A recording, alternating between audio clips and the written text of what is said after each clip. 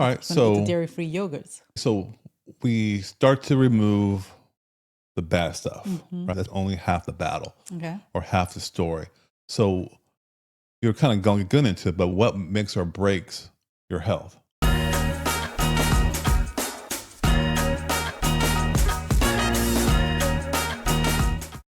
Prioritizing real food over the packaged stuff. So what Go do for you Whole Foods. break that down? Because everybody hears Whole Foods and it's almost like, oh, Whole Foods, what are the Whole Food? Oh yeah, it's too expensive. Staples such as potatoes, beans, greens, lettuce.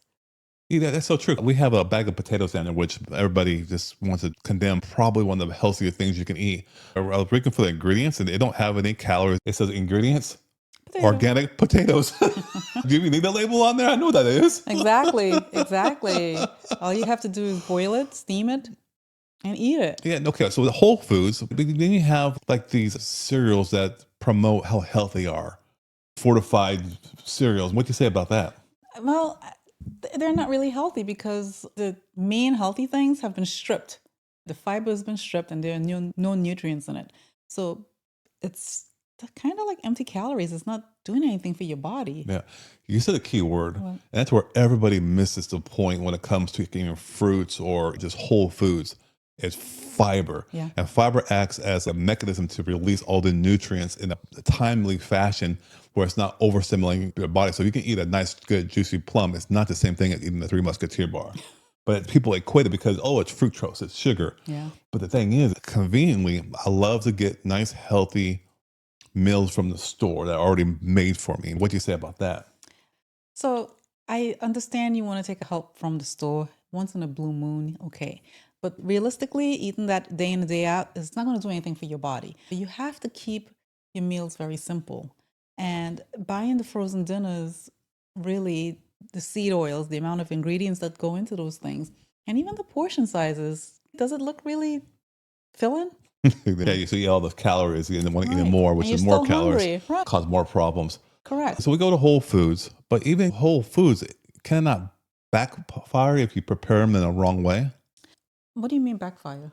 Well, I mean, if I have a whole bag of potatoes, how do I prepare those? Does it not also determine how healthy they are?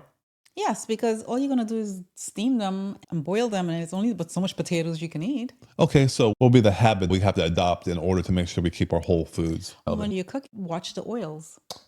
Don't lather it on thinking, oh, it's olive oil and it's healthy. A lot of these meals come already prepared with seed oils, such as canola, soybean, corn. What's the problem with seed oil? Oil is oil, is it not? No, it's inflammation. It's your body saying, what is this? Yeah, a lot of oxidative stress, a lot of inflammation and chronic inflammation.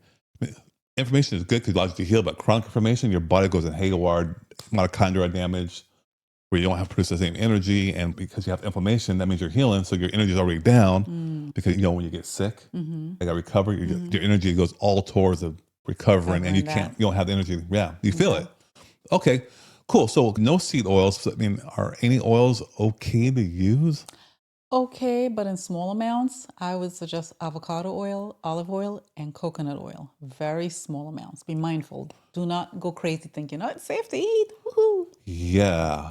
And I was talking with another client, let's say, and we're talking about, well, I'm plant-based, I eat really healthy. It's okay, cool. Well, tell me about what else you do. Well, we can use a little bit of oil because cholesterol's up.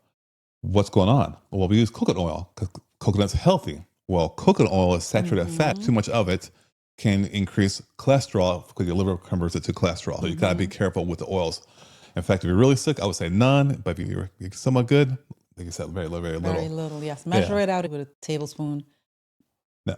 Measure it out. It'll make your life easier. Yeah, that's what got me. And it gets a lot of people. It's like when you go to restaurants. That's those hidden oils. Yeah. Yes. Yeah. Who don't want to go to a nice Mexican restaurant for Cinco de Mayo or a nice restaurant for your birthday celebration? The food comes out and it looks amazing, but then it looks oily. You're thinking, oh, it's healthy because you go to these healthy fast food restaurants and the oils that they're cooked in. Maybe like Chick-fil-A. Like, oh, it's chicken. It's good. It's for you. Chipotle. Chipotle. Oh, yeah. Yes. Panera Bread. Well, I hear Chipotle just kind of slowly declining. A lot of them. Yeah, they really are. Yes. That's a good one, though. I think this next one that we're talking about is going to shock a lot of people, but it's something we've been taught since childhood. And Well, what would that be?